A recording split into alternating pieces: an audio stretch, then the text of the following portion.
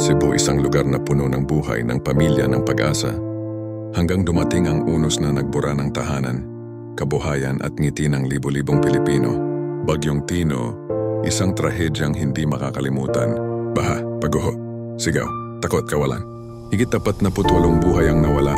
Libo-libong pamilya ang nawala ng tirahan, pagkain at ligtas na lugar. May mga batang walang matutulugan, mga magulang na humahagulhol sa gitna ng kalsada, at paulit-ulit na tanong ng mga tao, nasaan ang tulong? Nasaan ang aksyon? Hanggang kailan kami maghihintay? Habang ang iba ay nagtitiis sa gutom, lamig at dilim, mas lumalakas ang panawagan. Huwag niyong pabayaan ang Cebu.